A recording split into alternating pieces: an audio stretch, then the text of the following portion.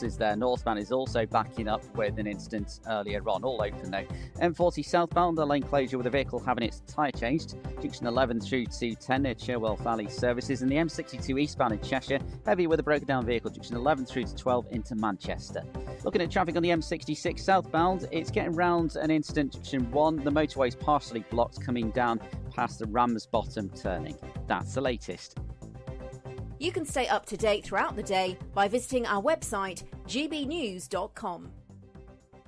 It's the biggest, greatest Great British giveaway so far, with your chance to win a spectacular £50,000 in tax-free cash. 2025 could be amazing, with plenty of treats, holidays and fun on the horizon. How would you enjoy that cash? £50,000 will make someone our biggest ever winner. For your chance to win, text cash to 63232. One entry costs £2 plus one standard network rate message, or text bonus to 63232. 5 entries cost £5 plus one standard network rate message. Go to gbnews.com/win. Entries start from just £2. You can call 0903 681 3232. Calls cost £2 plus your network access charge. Or post your name and number to GB10 PO Box 8690 Derby DE1 9TT. UK only. Entrance must be 18 or over. Lines close at 6 p.m. on the 31st of January. Please check the closing time if listening or watching on demand. Good luck. This is Britain's Newsroom, where your voice matters. It's just astonishing. With expert analysis and honest opinion, we don't just keep you informed. We bring you unique perspectives you won't see anywhere else. Can't argue with any of that. When the news happens, it happens here. On Britain's Newsroom, weekdays from 9:30 a.m. Only on GB News. Every Saturday, 10 till 12, we'll bring you all of the news that you need to know. We'll also remind you that there is so much to smile about. It's my favourite time of the week. I get to relax, enjoy some light-hearted stories, and let Ellie teach me about fashion too. That's Saturday Morning Live, every Saturday, 10 till 12. Only on GB News, Britain's news channel. We're proud to be GB News, the People's Channel. And as you know, we always love to hear your views. Now, there's a new way of getting in touch with us at gbnews.com/your say. By commenting, you can be part of a live conversation and join our GB News community. You can even talk to me, Bev Turner, or any of the members of the GB News family.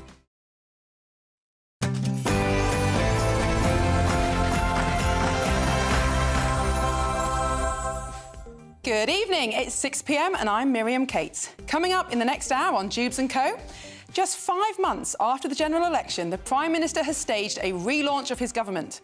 In a speech this morning, Sir Keir Starmer has set out 6 targets or milestones for the Labour government to achieve, including more police, more housing and shorter NHS waiting lists.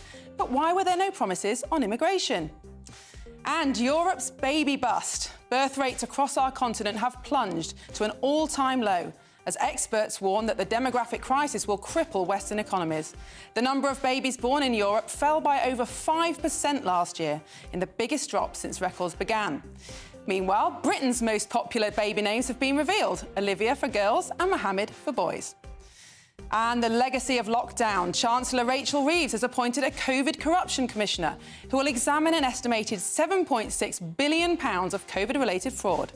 But during the pandemic, the Labour Party pushed for more lockdowns, more spending and more debt. So when will the Labour Party examine their own role in Britain's lockdown legacy? And fat jab disappointment. Millions of obese people will be denied free weight loss jabs due to lack of NHS capacity. Should the taxpayer fund drugs to help the overweight slim down? Or is it time for some personal responsibility?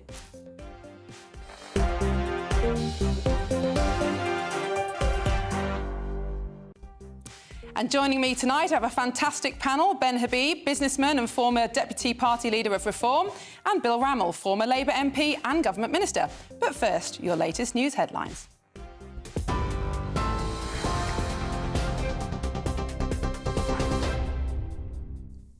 Good evening. It's 1 minute past 6. I'm Cameron Walker here in the GB Newsroom. Sir Keir Starmer has once again promised to reduce immigration, but avoided setting specific targets. In a speech at Pinewood Studios earlier today, he outlined his plan for change, though immigration was absent from his 6 pledges. When pressed, the Prime Minister said the government would only tackle the issue with a serious plan, focusing on dismantling people smuggling gangs. Reform UK have quickly criticised the lack of measurable targets, but Sir Keir Starmer argues controlling borders is still a fundamental responsibility. For 14 years, we had an arbitrary number under the previous government. They said it was a hard cap. It wasn't hard and it wasn't a cap. The net result of their deliberate policies was that migration went up 4 times, staggering those figures of last year. So we will not be following that approach. We're going to do this in a serious way to take migration down. And I think that's what the British public want, a serious plan to ensure we've got control of our borders. The French Prime Minister Michel Barnier has resigned after his government was ousted in a no-confidence vote, the first since 1962.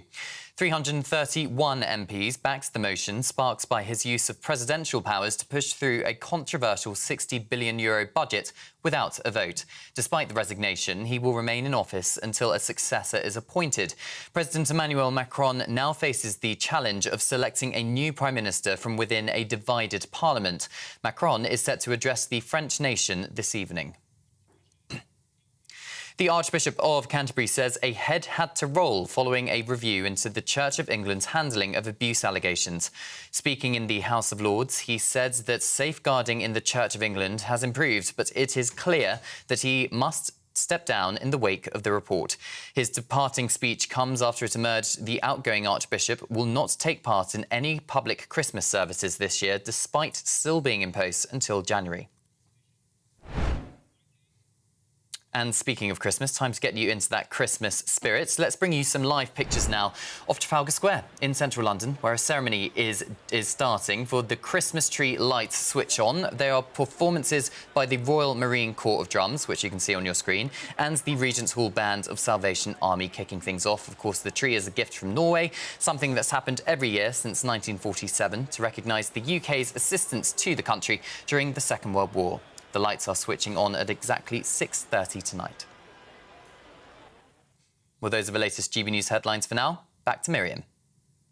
For the very latest GB News direct to your smartphone, sign up to News Alerts by scanning the QR code or go to gbnews.com/alerts.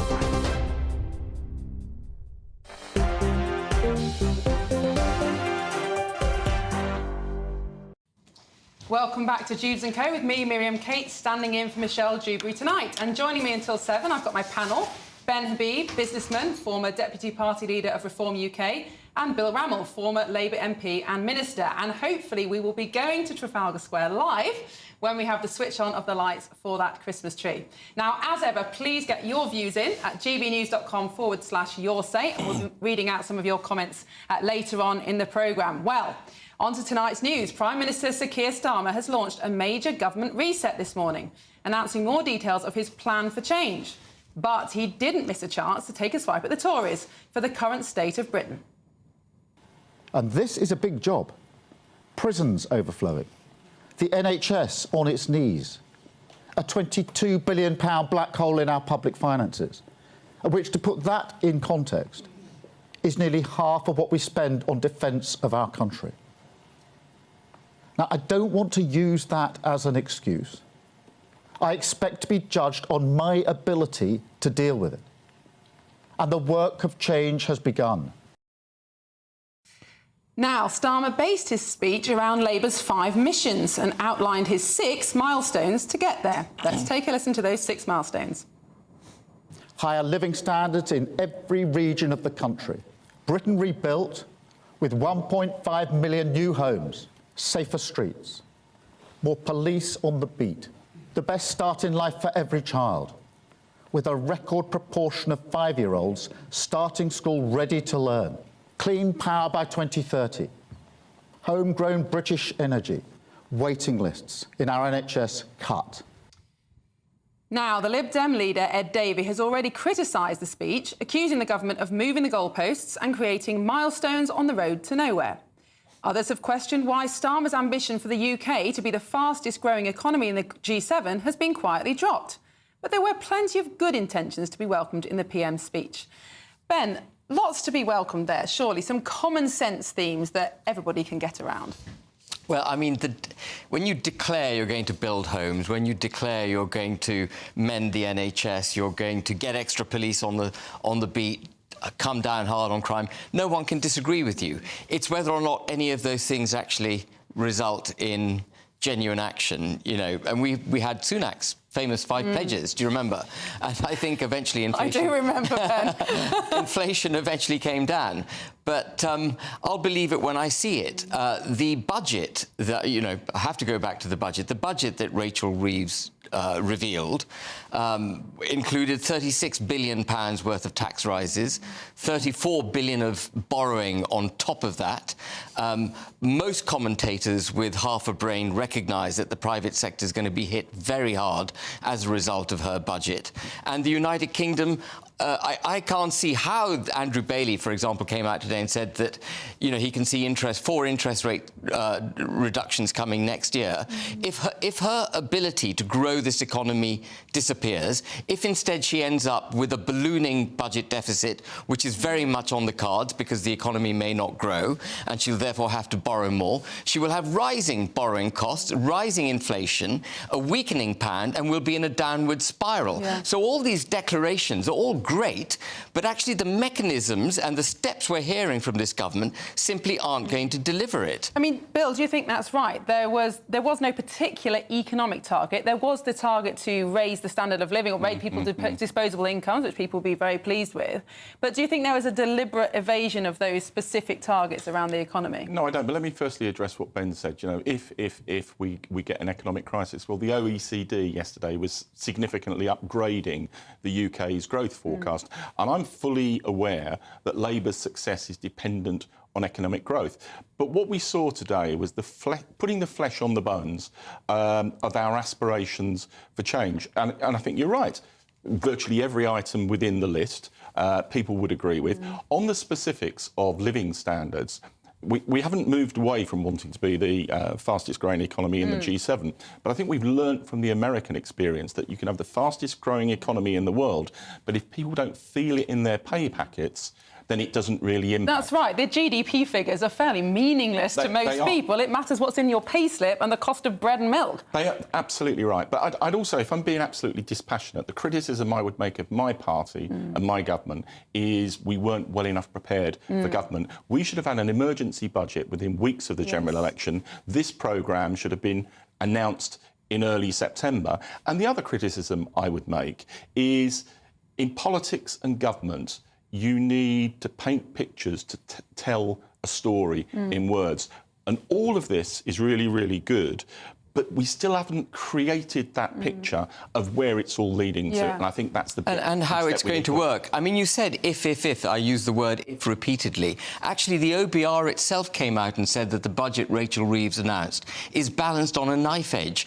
And I think if growth doesn't assert itself, if we end up, and all the signals, by the way, PMI, Purchasing Managers Index, is below 50, so we're heading towards a recession according to the PMI. If we end up in recession, you won't have an extra 32 billion of borrowing, you'll have another 40 billion or 45 billion, and the 22 billion black hole that Starmer keeps wishing to identify, and I completely reject that there could ever possibly be a black hole.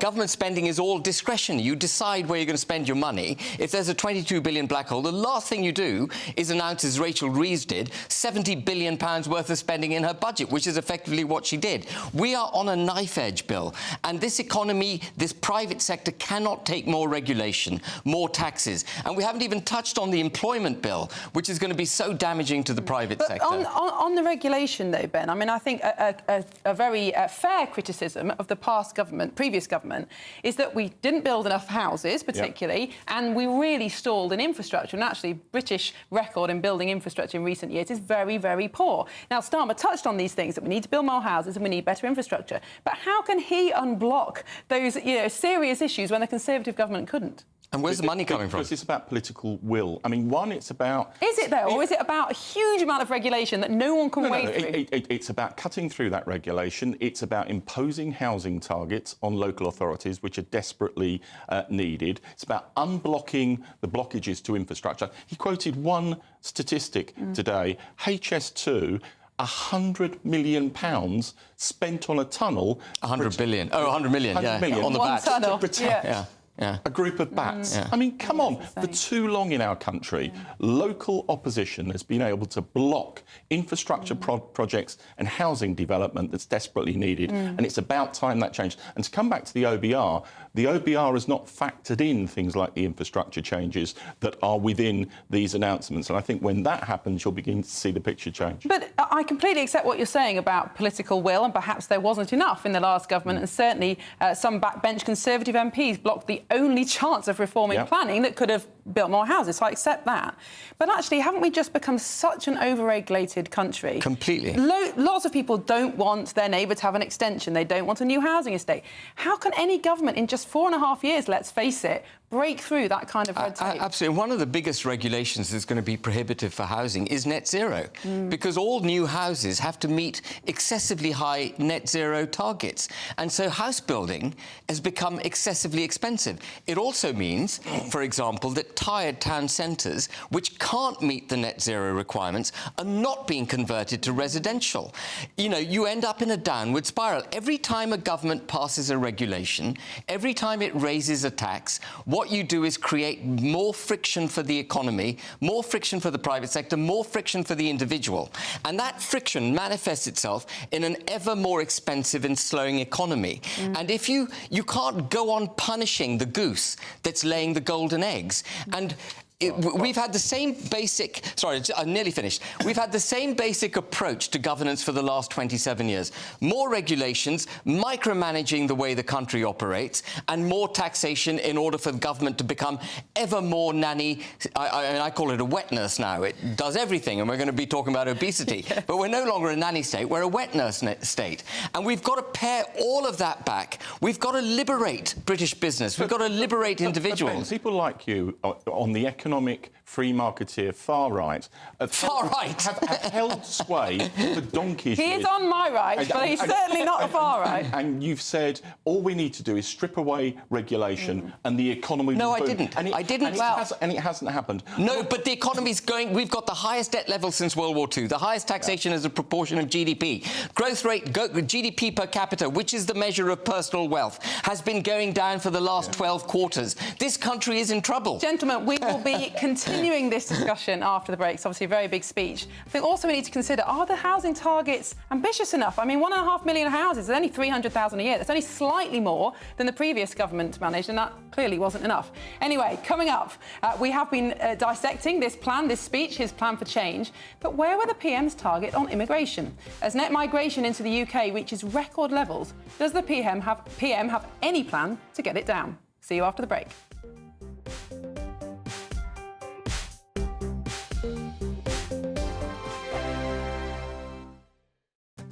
I'm Patrick Christie's. This is GB News, the People's Channel, Britain's news channel. This is GB News, Britain's news channel. Apparently, in the Mail, page 5, hard-pressed bosses already having to deal with deadlines, red tape and staff who won't actually come into the office over Christmas. And they're saying that Christmas parties this year are going to be as lame as ever because everyone's afraid of basically getting cancelled or misbehaving or getting sacked for their behaviour. Would you risk it, Trey, at Christmas? Do you know, I've actually never had a normal job in my life, so I wouldn't last a second because I'm not very politically correct. But it must be horrendous, really, because rather than enjoying yourself, you're having to completely always censor yourself. And it might be the most innocent of stuff that's said to someone that they then take offence to, which means you're going to probably just keep your mouth shut, which doesn't sound like the best of parties, does it, really? No. Tricky one, isn't it? Because you're not at work, so it's not an office issue if, you know, some banter and it's taken the wrong way. But still, it's still a work environment, isn't it? Yeah. If HR shows up, It's a work party. It's a work event. HR shows up, I'm gone. Yeah, well, that's what it is. And so even for us this year, first of all, it's the first year we're calling it a holiday party. I don't know how I felt about that. Really? What, your company's doing that? Yeah, they're calling it a holiday party. Oh, no, oh, no. Yeah, I know. I voted against. So they got rid of the word Christmas. Why? Because we want to be inclusive. How's it not inclusive to call it Christmas? I know. Trust me. Are you still going to go? I wouldn't bother going. I'd say no. I am going to go, but I'm going to go dressed as Mrs. Claus, and it's going to be Christmassy, and I'm going to make sure that Christmas enters the door with me. Yeah, you spread that Christian vibe. 100%. But outside of that, there is that element of HR showing up, and HR will be sober, and they've already prepped them to say, like, listen, this isn't your party. HR can have their party. This is your hangout. Yeah. Make sure everyone's being PC. GB News, the People's Channel. Nightmare commute? Kick it up a gear with GB News Radio. You can listen online and on DAB+ and on the GB News app. We're also on TuneIn and the Radio Player apps. From the school run to rush hour, get revved up with GB News Radio. We are the People's Channel, Britain's news channel. Join me, Nana Akweer, for an informative, interactive news programme with a difference. It's fun. No, he didn't say that, Dave. I'm so surprised. I think there's an element of truth to that. Join me from 3 p.m. every weekend, only on GB News, Britain's news channel. In the GB Newsroom, we bring you the news as it happens. With our team of dedicated journalists across the UK, we're ready to keep you up to date with what's happening every half an hour, every single day. Bulletins here on GB News. The People's Channel, Britain's news channel.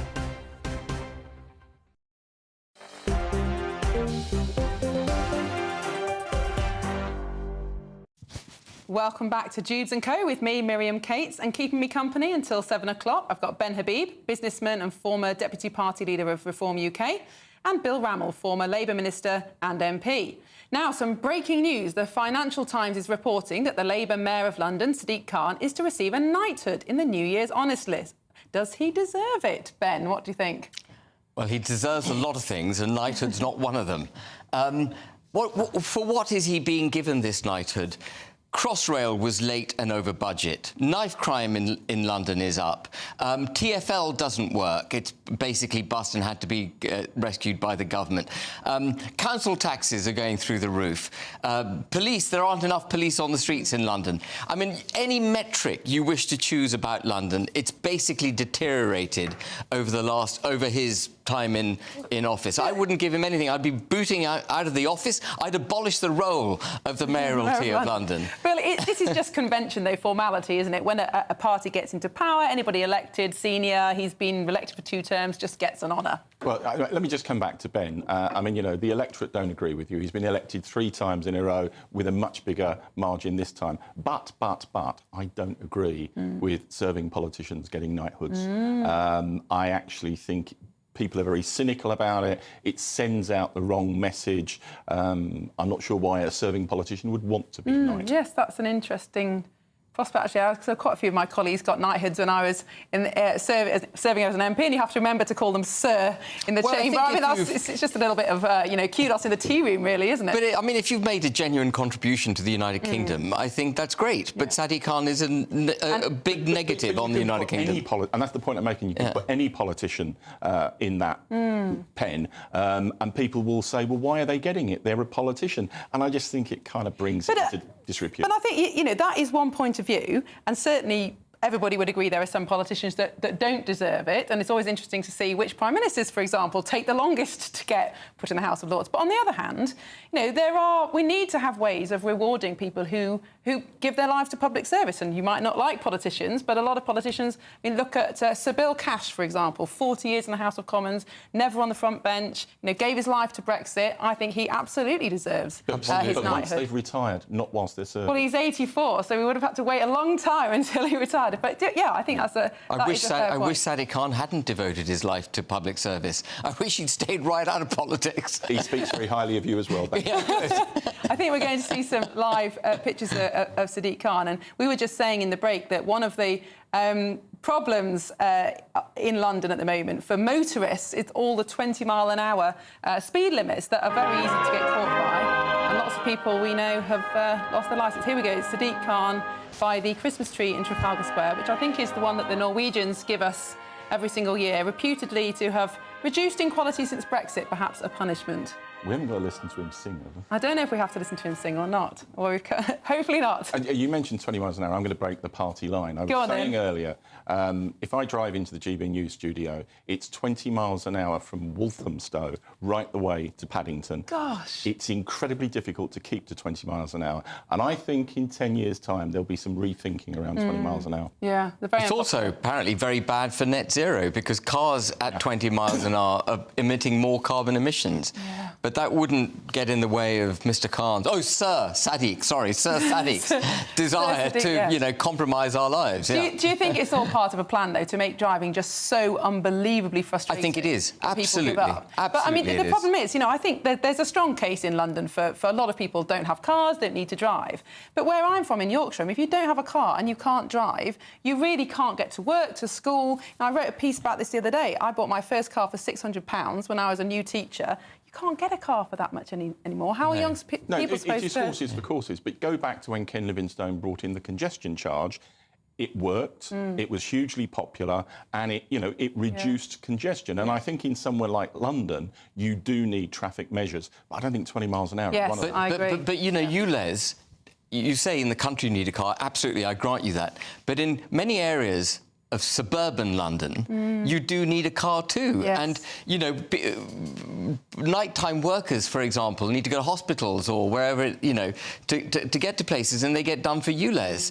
And the £600 car is a car that absolutely will not comply with the ULEZ requirements. Absolutely. And if you buy an EV, minimum price, 20 grand. So... Well, we might have tractors in London next week. I expect they'll have to pay some fines. Although they can't go above 20 miles an hour, maybe. Anyway, let's move back to this major speech by the Prime Minister earlier today. So, of course, he made those promises, those 6 pledges, mostly be very popular. I'm sure they're exactly what people are looking for. But there was one serious omission, which is that there was no target on migration. And given how, I think, passionate, actually, he was last week, talking about Britain being an open borders experiment, wasn't it surprising, Bill, that he didn't even mention migration in his 6 targets? It's consistently one of the things that most concerns people. But he mentioned it in detail in the Q&A. And look, setting targets hasn't got a good track record. It certainly didn't work for the last Conservative government. But how Keir described it today is this is a core responsibility of government. We cannot have open borders, as we had, particularly for the last 4 years under the Conservatives. And if this government hasn't brought down net migration to low hundreds of thousands by the next general election, we'll be toast. And the bit that needs to come out of this is, yes, we have to tackle illegal immigration, but that's a very small proportion of the net migration figures. It's about the occupations that we allow companies to recruit foreign workers for have to be reduced. It's about boosting the incomes of low-earning people through the minimum wage so that British people can take these jobs. And it's about upskilling across the board. But, Ben, all the measures, all the levers that the government has to bring legal migration down, raising the salary cap, getting rid of student visas, this government has quietly reneged upon. It has. I mean, your government, I think in its dying days, upped the minimum requirement from £26,000 per annum to £38,000, but that's gone. I mean, the point is, sorry, Bill, to disagree with you again, but the point is... Keir Starmer is firmly of what I would call the liberal globalist order. He's not. He doesn't regard British citizens as having any worthier importance, greater importance in the United Kingdom than an immigrant. He sees everyone as equal. And so immigration for him is just a mechanism by which they can put a sticking plaster on the economy. Do you know what, Ben? If you want to deal in political caricatures, fine if it makes you feel good. But what I know and see of Keir Starmer is he absolutely gets that net migration is far, far too high in this country. Migration, and it's got to be reduced. Migration, full stop. People talk about net migration. Actually, gross migration is the figure we should be looking at, because that has cultural impacts on this country.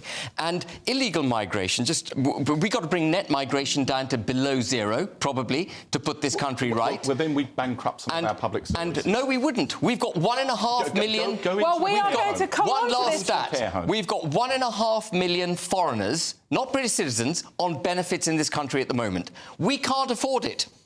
Well, Ben, we are going to be coming on to demographic challenge later on, because coming up, as the EU records its lowest number of births in over 60 years, can anything be done to encourage people to have more babies? See you after the break.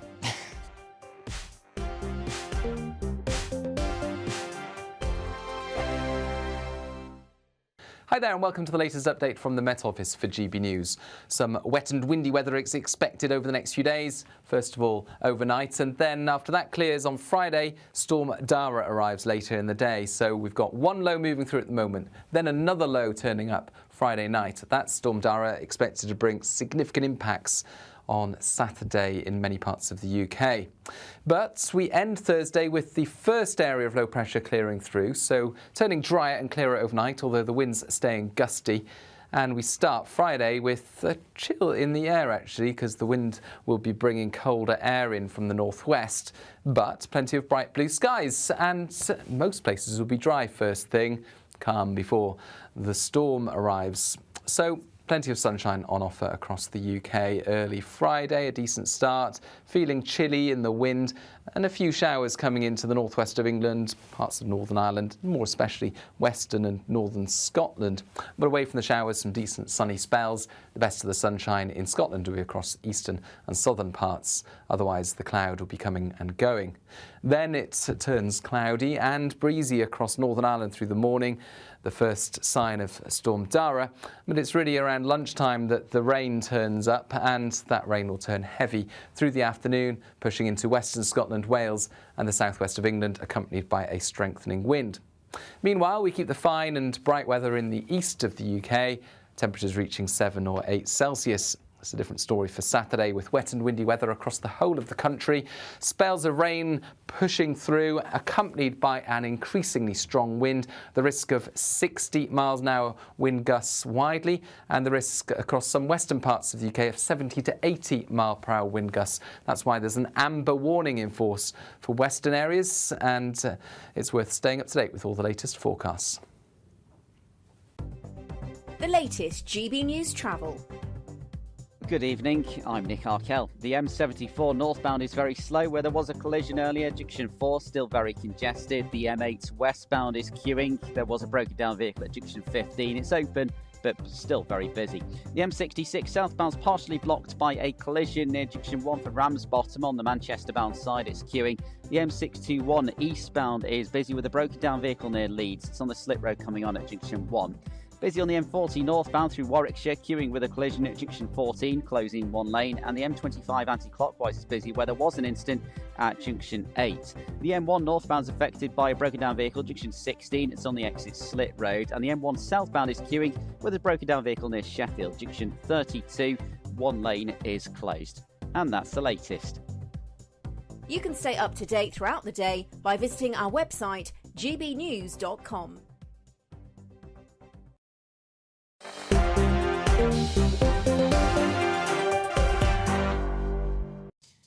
Welcome back to Dewbs & Co with me, Miriam Cates, and keeping me company until 7 o'clock, I've got Ben Habib, businessman and former Deputy Party Leader of Reform UK, and Bill Rammell, former Labour MP and Minister. And before we kick off this section, let's have a look at the Christmas lights in Trafalgar Square just a few moments ago for the annual tree lighting ceremony. 4, 3, 2, 1.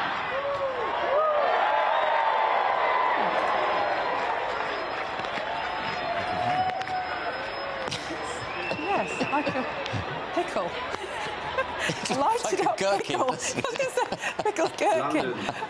Maybe it is the gherkin. Well, it's extremely tall. Isn't this an annual tradition? The Norwegians give us a tree or something like that. Very nice. And that didn't come across on a small boat. Very good. Right, that's beautiful. Well, I think we're kind of getting into the Christmas spirit here. Certainly the studio is looking rather festive. Anyway, on to our next topic. The number of births in Europe last year has plummeted to record lows, marking the biggest drop since records began in 1961. Countries in Eastern Europe have seen the biggest fall, but the situation is not much better in Britain, with our country's fertility rate the lowest on record. And this comes on the same day that the most popular baby names have been announced, and Mohammed is the most popular name for boys in England and Wales, and Olivia for girls. But this is the first time that an Islamic name has topped the charts, as figures show that a third of babies in the UK last year were born to mothers who were not themselves born in Britain. So why are British people not having babies, and is population decline going to cripple Europe's economy? Let me come to you first, Bill. We have a serious problem in this country, not just in this country, actually, in the whole Western world. In fact, most of the world now, where people are having not only fewer babies than they want to have, but fewer babies than we actually need to replace the population who are retiring and then, sadly, eventually dying. What can governments do about this? Well, I think it is a genuine concern, and I know you've spoken out about this. I mean, our fertility rate is, 1.4. To stabilise the population, you need 2.1. So we're way behind. And if you put alongside that people are living longer, and that's a good thing, where are we going to get people to pay the taxes and fulfil the jobs that we need as a country? There are lots of contributory factors to this.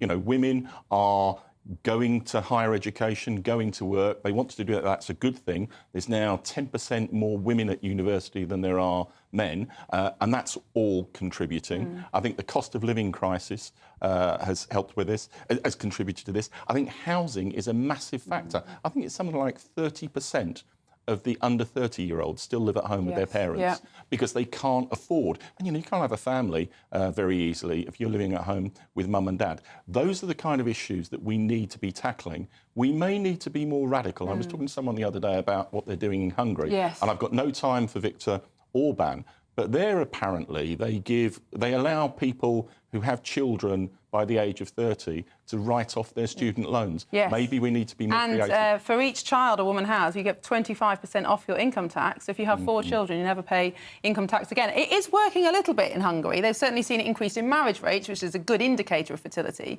but they've not seen the growth in large families. I think one of the big problems with this is people don't want to talk about it, or we still believe this kind of idea from the 70s and 80s that the world is overpopulated, we don't have enough food. Well, clearly that's not true. How can we get out of this trap of thinking that no babies is good? I mean, I think that it's actually the end of... Where we're at is at the natural end of a very long progression of the destruction of families, basically.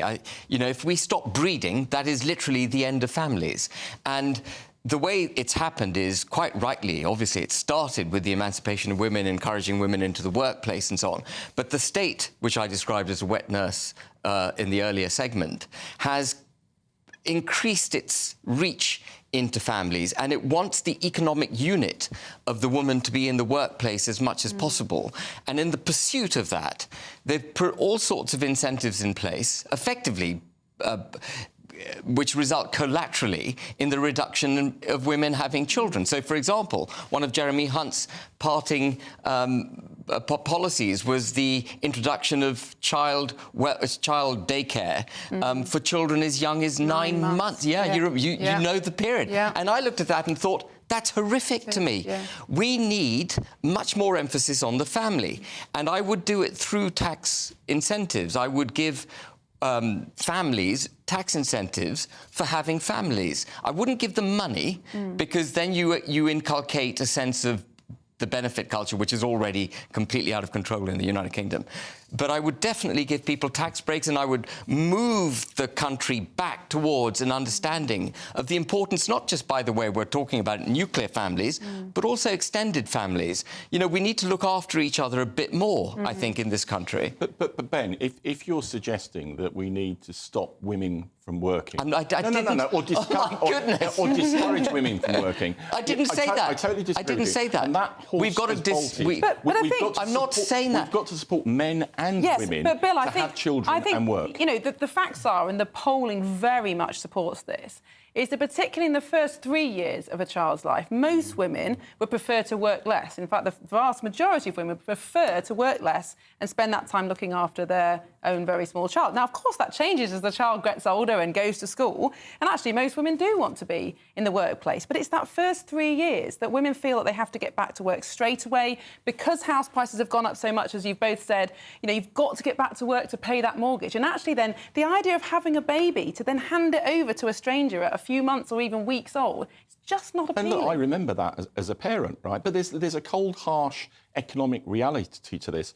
When my wife and I had our 2 children, you know, we couldn't afford for my wife not to go out to work. And I think that's the case, especially today with the cost of living for millions and millions of people. But, Bill, the state has got to help them. Yes, but we're paying a much bigger price for your wife having gone to work. As a country, we're paying a much bigger price because we're not breeding enough people to come into the workplace. And then people like yourself and Keir Starmer will say, we need unbridled immigration in order to make up... Do you know what? When we had our kids, we couldn't have done it without my mother looking after the kids. And, you know, part of the problem is we have the extended family broken up because of the housing crisis and people are flung... Well, that's all why I'm saying it's the not just the nuclear family, it's the extended family, and I would do it through tax incentives. Also, I would destigmatise the notion that women who stay at home and look after their children are somehow not contributing. And also, I think, destigmatise the idea that young families need support. So often when you talk about this, people say, well, I haven't got children. I don't think that my taxes should be used to support people who have children. But of course, that's totally the wrong way to look at it. Because if you want a pension, you very much need other people to have children. If you want to be looked after in your old age, you need other people to have children. So if we accept that we've socialised the cost of old age, you will get cared for on a pension regardless of whether you have children, then we have to socialise the cost of those first 3 years of a child's life when there is a struggle. Society. Exactly. We're in it together. I mean, you could privatise the cost of old age again, but I don't think that would be very popular. You know, you don't get a pension if you don't have children. That would be completely politically wrong. But I'm so glad you said we're a society, and I think we're losing sight. If we haven't already lost sight of it, we're losing sight of it. We've all become individual units of economic production, and the government governs through that prism. And it's not looking at the greater good of the family, the community, the nation-state that is the United Kingdom. And so much else hangs off that. For example, dealing with immigration, just for example. Bill, I mean, I'm very encouraged that you know so much about this and are very interested in it. But I must admit, I have found that amongst people on the left, amongst Labour politicians, there's very little interest or desire to talk about this. And actually, a couple of months ago, Keir Starmer was asked by a journalist, are you interested in growing the birth rate? And he basically said no. So what are we going to do about this? Well, we've got to stop these kind of debates being a political taboo. Well, they shouldn't be, absolutely, There's too much of that in modern-day life. We do need to discuss it. And when you've got the fertility rate at 1.4 and to stabilise the population you need 2.1, do the maths. That's a longer-term time bomb, and we're going to have to tackle it. But we don't tackle it by undermining the rights of women to go to work. We've got to support them. Yeah, absolutely. I think it's about flexibility in those early years, isn't it, so that people can make the choice. But moving on to this baby names, and the most popular boy's name being Mohammed. Now, that's slightly misleading because actually there are many spellings of Mohammed, and for a long time, if you add them all together, it has been the most popular name. It just happens that this year it's the first time this particular spelling has outdone the rest. But, you know, there is an issue here that actually an awful lot of babies being born now are being born to women who weren't born in this country. So obviously we do need more babies, but this also ties into the immigration debate. You know, is this a problem? And what about the fact that actually in most of the world now, birth rate's falling. So even if we wanted to rely on immigration, we probably won't be able to do that for much longer because there aren't going to be any spare people. Yeah, so there is one other reason why Mohammed tops the charts, I think, and that's because if you're a boy born in a Muslim family, your first name will almost always be Mohammed. Okay, yeah. Because it's Mohammed something or the other and then your surname, and the something or the other is actually what you're called day to day. But, I mean, the demographic change in the country, the rate at which it's taken place, and it doesn't apply just to, you know, Muslims, but the demographic change that's taken place has been too fast. We haven't been able to cope as a country. And I know people say, oh, these are the things of culture wars, get off it. Having you mentioned society. The definition of society, amongst the things that define a society, is shared culture. And a shared culture is desperately important for economic security and prosperity, because we work together as a better unit. And sadly, what we've got in this country, I've said this on this programme many times, on GB News many times, is instead of an integrated society in a cultural harmony and homogenous culture, if you like, what we've got is silos of different cultures right across the United Kingdom, all existing independently. And that is wrong, and we need to bring people together. But to come back to the issue of Mohammed, faith is driving this. You know, the vast majority of Muslim people in this country are much more religious than the non-Muslim population, and therefore, you know, amongst the Christian and the secular community, they'll have a wide variety of names. That's right. I think it's only about 9.1% of the newborns are actually Muslim. But we do need to bring people together.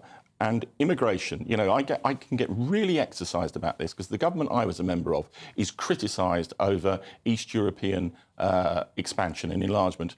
We brought young people who were transitory citizens to this country, who boosted our economy and worked damn hard. What then happened, forgive me, Ben, was we had Brexit. That went by the wayside, and we brought a whole host of other people into the country, much more dependent on us as a state.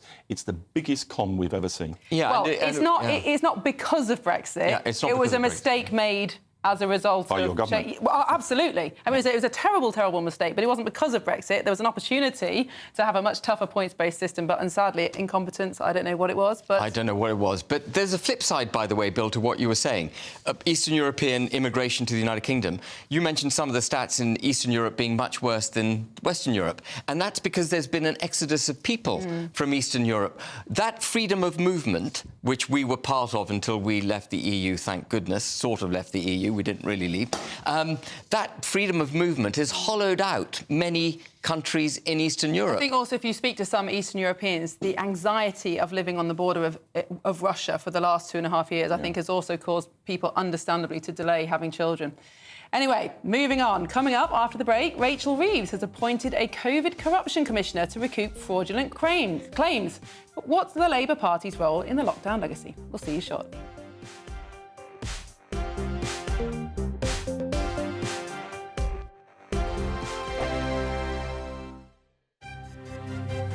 GB News Breakfast, every day from 6 a.m.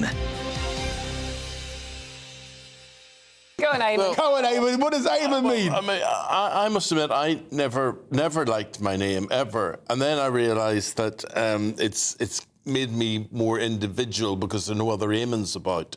So therefore I can go by, whereas no one would know Isabel. She's Isabel Webster. She'd have two names. But Isabel means something like polite. But I was named after the TV presenter. My mother was in hospital, couldn't think of a name, and the TV presenter, Eamon Andrews, popped up on the television, and she said, "Oh, he's got hair like my Eamon." And she called me Eamon after him. Oh, lovely. Oh, that may have determined what I ended up doing.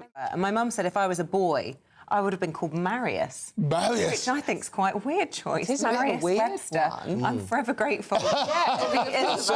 Whatever you call a child, however weird or strange, whatever, the child becomes that name. So over half of us judge people instantly on their name. So we make assumptions on people based on their name. I'm not sure I do, but I mean, you mentioning you changing your name from an African name to a more anglicised name. No doubt about that. So there's no doubt about that. Like, you know, if I'm on the blower, I sound like a London boy. Yeah. But I turn up as Keezy. Boy, mate, you don't belong around here. Yeah. That was what it was like 50 years ago.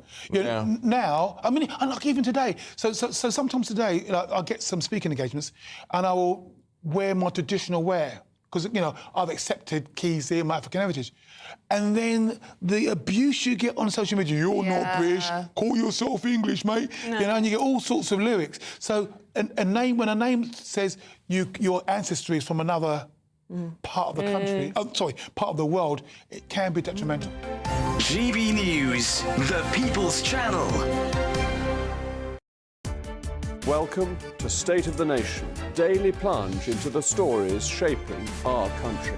I'm Jacob Rees-Mogg, and Monday to Thursday we bring you the insights, the facts, the truth about how our country is being governed. Because what happens in Downing Street matters down your street. Tune in to State of the Nation every Monday to Thursday, 8 to 9 o'clock. Only on GB News, the People's Channel, Britain's news channel. Mark Dolan tonight is your weekend dose of news, debate and entertainment. This sounds like a wild conspiracy theory. Don't miss My Big Opinion. Mark Meets and My Take at 10.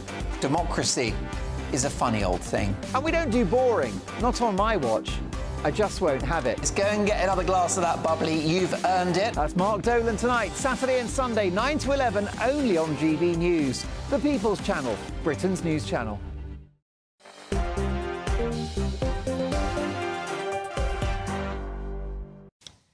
Welcome back to Dewbs & Co with me, Miriam Cates, and I still got my panel with me in the studio. Ben Habib, businessman and former Deputy Party Leader for Reform UK, and Bill Rammell, former Labour MP and Minister. Now, we've been discussing British politics and, of course, lots of turmoil in this country in the last few years, but it's nothing compared to France. The French government has collapsed following a vote of no confidence in Prime Minister Michel Barnier. It means that the 73-year-old has become the shortest-serving French Prime Minister since 1958, even shorter than Liz Truss's time as the UK Prime Minister. So, sorry, not as short. No, even shorter. Goodness me, that seems like impossible, but you know, it's always the French who are going to beat us at something. Well, this confidence vote was brought after fierce opposition to Mr Barnier's proposed deficit, slashing budget for next year. Now, famous in Britain, Michel Barnier, for his role in the Brexit negotiations, didn't exactly win many favours amongst the British population in that time. Do you think he's now as unpopular with the French? Well, look, I'm an ardent Remainer, but there is something about Barnier, real arrogance, and I think that's been part of it. But look, this isn't really about Barnier, it's about Macron. He took an ill-judged, precipitous decision to call early parliamentary elections. They've got a three-way split between the Macronistas, if that's what you want to call them, the National Front and the far left, or the left coalition. My fear is France is ungovernable at the moment. They've got a budget debt level that's the same level as Greece, and I don't know where this goes. And I'm not going to get into the Constitution, although it's my specialism, having a degree in French. But this is the biggest crisis for the Fifth Republic since 1958.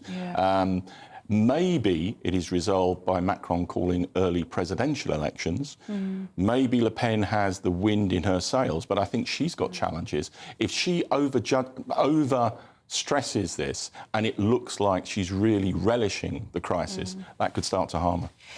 Now, Ben, I know that Macron is not your kind of brand of politics, but you've got to admire him for at least wanting to fix the budget deficit, because France is really in trouble financially, aren't they? They are. And, you know, while we're on the subject, you know, people keep saying, you know, what a shame we don't have free trade with Europe. Well, look at the two big economies in Europe. It's France is having a cardiac arrest at the moment, and Germany's having a cardiac arrest. In the pursuit of net zero and having hooked itself on cheap Russian oil and gas, Germany's economy is going down the pan. Thank goodness that we're weaning ourselves off slowly, not fast enough, our economic relationship with Europe. We should do it much faster and look west, where we're getting deregulation and tax reductions. They're still our biggest trading partner. If France and Germany are in crisis, then that massively impacts on us. They're reducing, and that's why we need this to be resolved.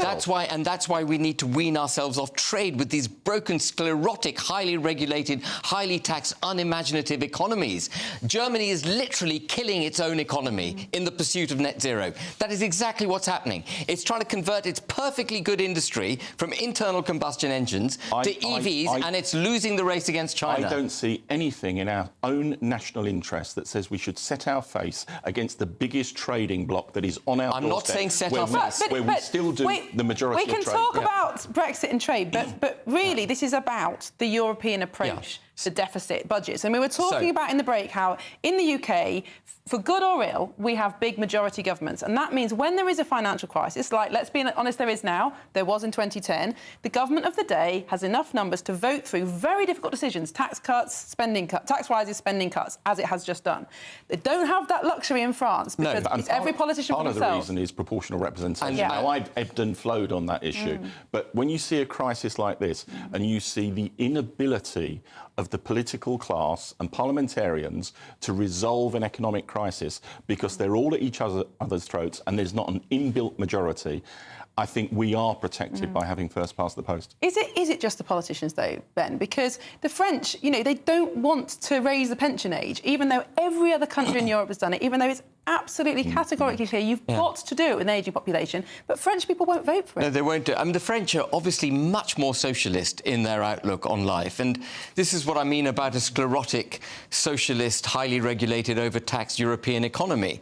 But I just want to endorse your point on PR. I think the PR is, again, another European model, and you look across Europe, none of the economies are able to fix themselves once they go down because they have PR which makes it impossible for any government to make a proper decision. Now, I might disagree with the Labour government. I do vehemently disagree with the Labour government. Got that point. But at least they have the ability to do it. But you know, I do want to talk about Barnier because Barnier is an extremely arrogant individual. And when he had his budget voted down, he said, "Well, I'm going to pass it." I think what is real death. The caused this sort of death knell was him saying, well, it's going to be passed by presidential decree. Well, on Barnier, I should correct myself because he was Prime Minister for longer than Liz Truss, which I suppose isn't really surprising. Trust the French to beat us at something. No, anyway, they didn't. Well, we win the lowest. We win the lowest. But you know what, Ben? But even their lowest is not as low as I disagree with ours. your characterisation of the French people as socialists. The history of the last 50 years doesn't actually back that up. Bluntly, they're more anarchistic in their approach to politics. And when you have a PR system, that leads to crisis. Well, I think we've got time for one more topic. They might be more socialist, but they have a lot better food and drink than we do, so we'll let them off. Anyway, it's nearly 5 years since the start of the pandemic, and a crackdown on COVID corruption is underway. A new commissioner, appointed by the Chancellor, Rachel Reeves, begins his investigation this week. Tom Hayhoe is reviewing about £8 billion spent on contracts for pandemic PPE. And he's vowed to put any money clawed back into public services like the NHS and schools.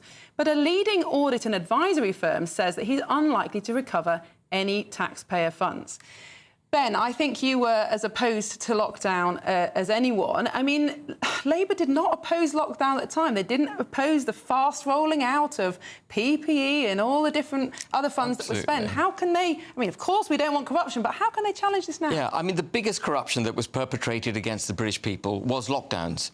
That was a hugely corrupt act, stripping us of our civil liberties in the pursuit of saving a small number of lives, and we know that to be a fact now. We knew it actually at the beginning of the pandemic. We knew it was the elderly and vulnerable who were targeted by the virus. And we blew £500 billion locking the economy down. And that isn't even being discussed in the COVID inquiry. Was this the right thing to do?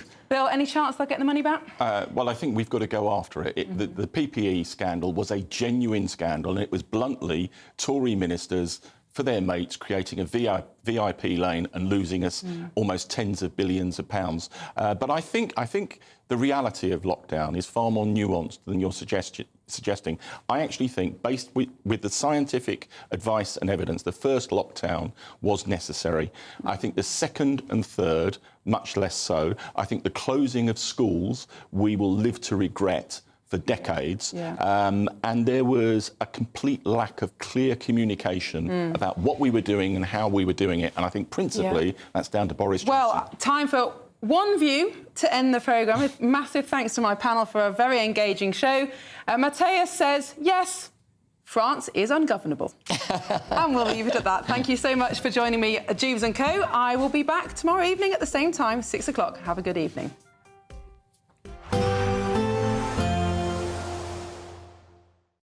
We'll see a cold snap, which will quickly develop into a warm front.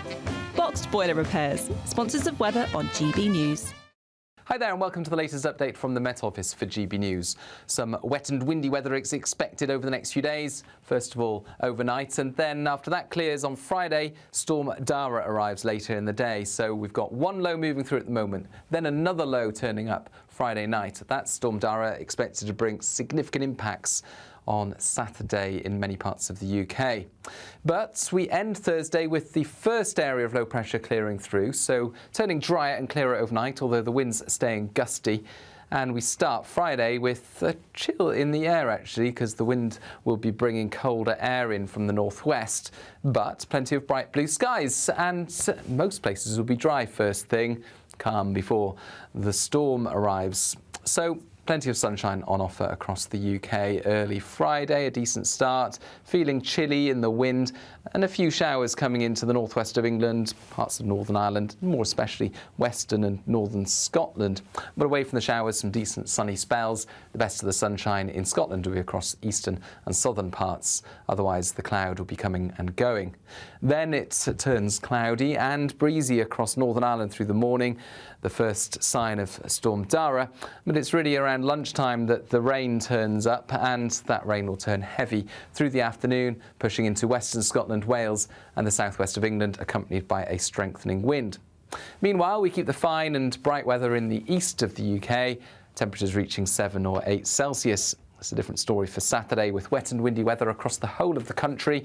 Spells of rain pushing through, accompanied by an increasingly strong wind. The risk of 60 miles an hour wind gusts widely, and the risk across some western parts of the UK of 70 to 80 mile per hour wind gusts. That's why there's an amber warning in force for western areas, and it's worth staying up to date with all the latest forecasts. A nice bright morning will generate a lovely warm day, right through to the evening. Boxed Solar, sponsors of weather on GB News. The latest GB News travel. Good evening, I'm Nick Arkell. The M1 southbound is still queuing with a broken down vehicle near Sheffield, junction 33 to 32. One lane is closed, and the northbound M1 is affected by a broken down vehicle at junction 16. The entry slit road is fine, with the exit slit road is partially blocked coming off there, slowing traffic down. The M1 southbound is also affected by a collision that's just come into us, junction 41 to 40 near to Wakefield, causing delays. The M11 heading south is queuing with a collision closing a lane, junction 10 through to junction 9. Clockwise M25, one lane closed by an incident near junction 23, a queue from 22. The M4 westbound is queuing with a police incident, junction 2, closing one lane. The M40 northbound is partially blocked by an incident, junction 14, very busy on the approach. And the M6 northbound is backing up where there was a broken down vehicle near junction 6. You can stay up to date throughout the day by visiting our website, gbnews.com. It's the biggest, greatest Great British giveaway so far, with your chance to win a spectacular £50,000 in tax-free cash. 2025 could be amazing, with plenty of treats, holidays and fun on the horizon. How would you enjoy that cash? £50,000 will make someone our biggest ever winner. For your chance to win, text cash to 63232. One entry costs £2 plus one standard network rate message, or text bonus to 63232. 5 entries cost £5 plus one standard network rate message. Go to gbnews.com/win. Entries start from just £2. You can call 0903 681 3232. Calls cost £2 plus your network access charge, or post your name and number to GB10 PO Box 8690 Derby DE1 9TT. UK only. Entrance must be 18 or over. Lines close at 6 p.m. on the 31st of January. Please check the closing time if listening or watching on demand. Good luck. Why go out on a Friday night when Friday night comes straight to your home? Talking about? Join me and my A-team of top pundits. Chemistry tonight is electric. As we tackle